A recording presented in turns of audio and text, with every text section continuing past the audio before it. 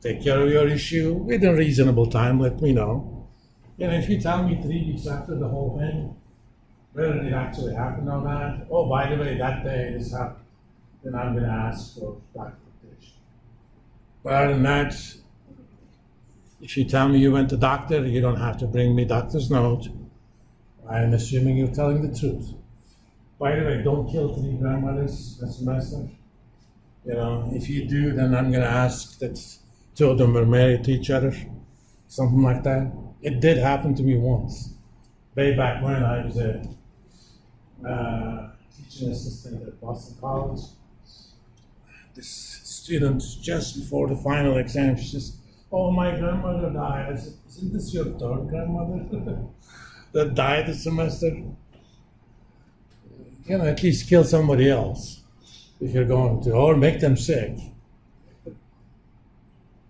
You know, if your 3rd cousin is sick, 2 states out of here, you know, I probably am not going to believe that too much.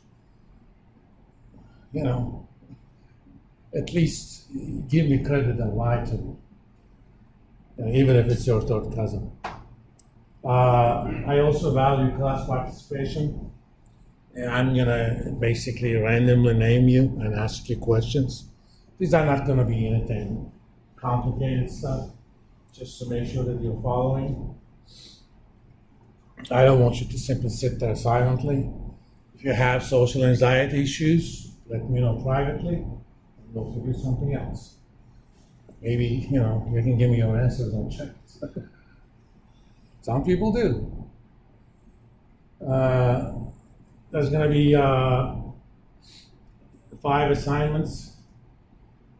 They're going to have an individual component and a group component. 25% for the individual portion and 15% for group. We'll find out by next Monday exactly how many people I'm going to have in the class after the add drop period. And after that, depending upon the numbers, I'll put you in groups of 3 or 4, not only for homeworks, but you're going to go through a phone validation exercise, and that's going to be done as a group as well. There is no final exam, so effectively on May 3rd, we're done. And if you submitted everything, I can give you your grade. Yeah. I do have a list of topics and time. Nothing in there is set in stone. It's just a guide. So don't tell me on week 4 that, oh, you haven't covered that yet. If we get there, we get there, right? Because I have a cushion at the end. Basically, 3 lectures of optional topics. I'm going to ask you guys what sort of things you're interested in that we haven't covered. If you don't tell me anything, you know, I'll cover something I don't. You're not going to be graded on any of that anyway. But, you know, we'll do some fun stuff. Now, how many of you have taken my Business 302? I think 304. 4. The rest of you guys, who actually took it online? You all took it on in person? I don't remember. What class was today? Business 302, the basic finance. I don't know. I don't remember. I don't remember the numbers, just the names. It could have been 2 years ago. Oh, okay. If it was 2 years ago, more than likely it was online. You know, during COVID times. And because you didn't take it from me, I have a strong suspicion that your Excel skills are not what I need them to be. So we're going to actually spend, look at the schedule, today and next week, and kind of part of week 3 on Excel skills, but I'm going to use financial topics as a back. we're gonna solve rather interesting problems. For example, right here, we're gonna solve a very complicated time planning problem. If you did that algebraically, it probably would have taken you 3-4 pages of baby algebra. We're gonna do it in basically 5 seconds in Excel. Once we build up a machine. Excel is a nice little calculator. It's very sophisticated. If you want to use your own calculator for the purpose of this class, it's your business. But all the homework assignments are to be done in Excel. But if you simply calculate somewhere else and write the answer, if it's correct, I'm good. If it's not, I have no idea how you got that. Remember, I can't give you partial credit if I don't know what mistakes you made. And you're gonna find out that Excel is actually rather helpful in a lot of things. One of the reasons I want to use Excel, other than ease of use, once you learn how to do it, you can use the age-old principle in mathematics. And a lot of people think adding or raising 3 to the power of 5, they say, oh, that's math. No, it's arithmetic. Which is a relatively elementary subdiscipline of mathematics, but math is not about calculations. Math is actually a state of mind. Main principle in mathematics is, which is useful for everything in life. You don't have to know a lot about math to understand it.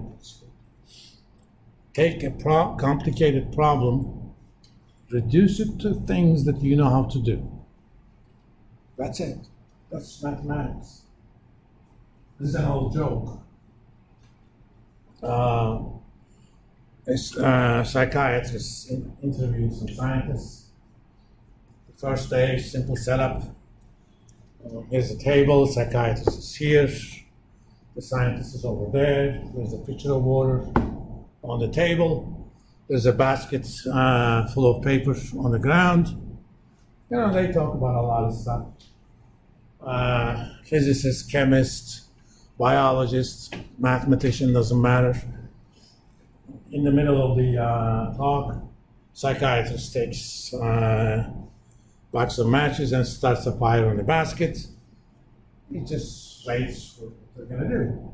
Of course, all of them take the pitcher of water and put the fire out. Fine. Second day, similar stuff, except this pitcher of water is over there in the corner. Physicists, same thing. He basically cusses out a little bit. He said, you know, we've done this before, so why are we still doing it? He goes there, takes the pitcher of water, puts out the fire. Chemist, biologist, mathematician goes there, takes the water, puts on the table, and continues to talk. And, you know, not to create a bigger fire, the psychiatrist puts out the fire.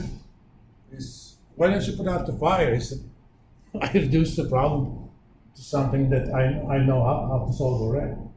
For him, the problem has 2 pieces. If the water is here, you put the fire out. So next day there's a more complicated problem. All he has to do is bring the water there because he already has solved that problem. That's what mathematics is all about. Reduce things that you know how to do. Just to give a preview, here's the kind of complicated retirement planning problem we're going to solve. You're 20 years old, or you want to work for 45 years. You already have about $5,000 your grandma gave you, and